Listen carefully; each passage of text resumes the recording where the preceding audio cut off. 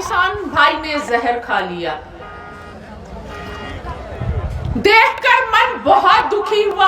आत्मा रो रही थी, आंखें नहीं, आत्मा रो रही थी। और समझ में नहीं आ रहा था, एक ही सवाल दिल में आ रहे थे कि मोदी सरकार ये तीनों काला कानून वापस क्यों नहीं ले रही है? इतनी निष्ठुर क्यों हो गई है? और कितनी लाशें चाहिए उन्हें? और कितने किसानों की बलिदान देना होगा तब जाकर वो तीनों काला कानून वापस लेंगे? बस यही सवाल मन में आ रहा था और बहुत दुखी थी कल मैं। सबसे पहले तो मैं सलाम करती हूँ जो सामने हमारी माएं बैठी हैं, बहनें बैठी हैं। आप सभी के हिम्मत को सलाम, सभी भाइयों को सलाम जो इस किसान आंदोलन में आवाज उठा रहे हैं और अपने हक की लड़ाई लड़ रहे हैं। बहुत बड़ी बात है आज के युग में सरकार से सवाल करना, सरकार के नीतियों के खिलाफ बोलना आज सबसे बड़ा जुल्म है, सबसे बड़ी गुनाह है। सरकार से सवाल करना, सरकार से अपने हकों को मांगना, और जो मांग रहा है वाकई उसे सलाम है, उसकी हिम्मत को सलाम है, उस कौम को सलाम है, देश के किसानों को सलाम है। ये किसान आज अपनी लड़ाई नहीं लड़ रहे हैं, देश के जनता की लड़ाई लड़ रहे हैं, सभी के हितों की लड़ाई लड़ रहे हैं। किसान हमारे देश की रीढ़ है। अगर ये रीढ़ टूटेगी, रीढ़ की हड्डी टूटेगी तो हम सभी प्रभावित होंगे, देश की जनता प्रभावित होगी। अगर किसान बर्बाद होते हैं तो हमारे घरों के चूल्हे बुझेंगे, हमारे देश के घरों के चूल्हे बुझेंगे। कहीं ना कहीं हमारा परिवार भी प्रभावित होगा, हम सभी का। मैं सभी महिलाओं से आग्रह करती हूँ जो है यहाँ पर और जो नहीं है, आइए आप सभी महिलाएं भी निकलिए, आइए और इस आंदोलन का हिस्सा बनिए। आजादी की लड़ाई भी महिलाओं ने बढ़ चढ़कर लड़ी थी और अंग्रेजों को भगाया था देश से। ये भी अंग्रेज है, ये भी ईस्ट इंडिया कंपनी है, अडानी और अंबानी की east India company. East India company भी व्यापार के माध्यम से हमारे देश में आई थी, हमें बहुत प्रलोभन देकर कि आपका ये फायदा होगा, वो फायदा होगा। ठीक वैसे ही जैसे आज हो रहा है हमारे साथ। और धीरे धीरे करके क्या हुआ, ईस्ट इंडिया कंपनी ने हमारे कमजोरियों से फायदा उठाते हुए देश को बांट दिया, फूट डालो और राज करो की नीति अपनाई और हमें गुलाम बना लिया। ठीक उसी तरह जिस तरह आज हो रहा है, आज की सरकार हमें बांट रही है नफरत से। आप हिंदू हो, आप मुसलमान हो, आप सिख हो, आप आदिवासी हो, आप क्रिश्चियन हो, और ऐसे ही हमें बांटने के बाद देश की जनता की आपसी कमजोरियों से फायदा उठाने के बाद हमें गुलाम बना दिया जाएगा।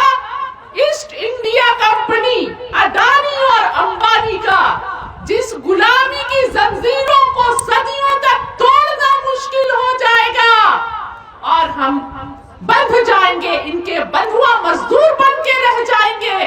किसानों से उनकी जमीनें छीन ली जाएंगी, मजदूरों से सारी सामाजिक सुरक्षा छीन ली जाएगी, उन्हें बंधुआ मजदूर बना दिया जाएगा। महिलाओं के लिए कोई सुरक्षा नहीं होगी। आज यूपी मिसाल है, आप देख सकते हैं यूपी में कहीं कोई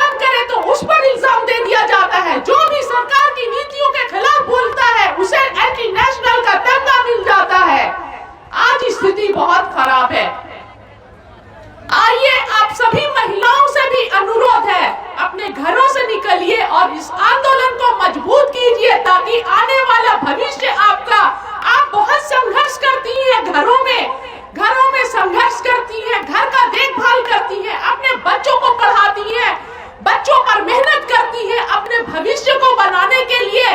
तो बताइए ये मेहनत किस दिशा में जा रही है?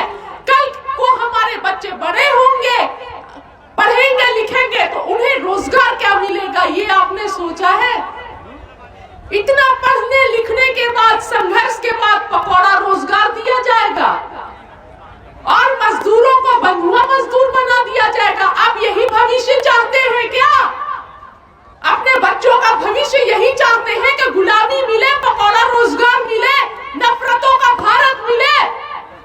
हमें तो गांधी के सपनों का भारत चाहिए, प्यार मोहब्बत वाला भारत चाहिए, गुलामी की जंजीरें नहीं चाहिए। इसे हमने बहुत मुश्किल से तोड़ी है, सदियों तक संघर्ष करके। इसी के साथ मैं अपने बातों को खत्म करती हूं। धन्यवाद। इनकलाब, इनकलाब, इनकलाब, किसान मजदूर यूनियन, किसान मजदूर एकता, किसान मजदूर एकता। धन्यवाद।